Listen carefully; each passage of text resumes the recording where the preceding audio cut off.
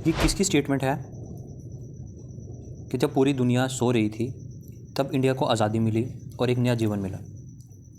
तो कुछ ऑप्शंस आपके सामने हैं, मगर दोस्तों इसका जो सही आंसर है वो ऑप्शन नंबर सी है, जवाहरलाल नेहरू जी। तो उन्होंने ये स्टेटमेंट दी थी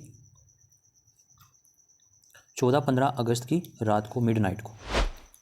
अगला क्वेश्चन है हमारा,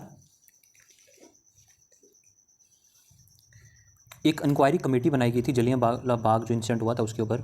बताना आपको ये है कि इसका हेड कौन था, या ये कमेटी किसके नाम से जानी जाती है।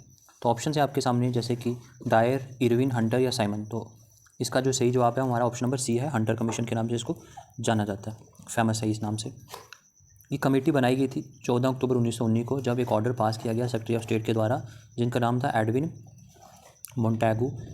तो गवर्नमेंट ऑफ इंडिया ने अनाउंस किया कि कमेटी बनाएंगे। जो हादसा हुआ था पंजाब में, जो उस टाइम पे जलियांवाला बाग का मैसेकर हुआ था, उसके बारे में इंक्वायरी करेगी, और इस कमेटी के हेड जो थे वो थे हंटर, तो इसीलिए इसका नाम हंटर कमीशन हुआ।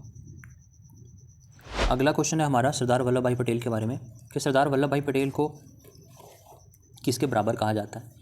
जो वर्ल्ड में कुछ फेमस लोग हैं इनके नाम है, तो आपने बताना है कि किसके बराबर कहा जाता है। तो इसका जो सही जवाब है हमारा ऑप्शन नंबर डी है, बिस्मार्क के इक्विवेलेंट इन्हें कहा जाता है।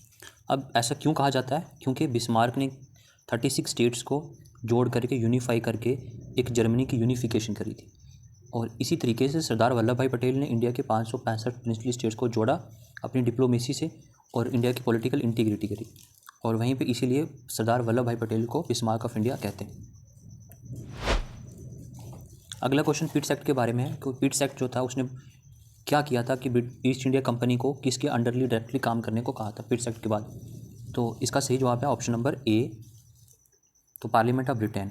जब पिट्स एक्ट आया था साल 1984 को, ठीक है, तो एक्चुअली में इसने शॉर्ट कमिंग जो भी कमियां थी रेगुलेटिंग एक्ट 1773 की, वो सारी कमियों को पूरा किया, और इसके बाद जो ईस्ट इंडिया कंपनी है अब वो रूल करेगी इंडिया में, लेकिन ब्रिटिश जो गवर्नमेंट है उसके अधीन होकर के। अगला क्वेश्चन था हमारा लॉर्ड माउंटबेटन के बारे में।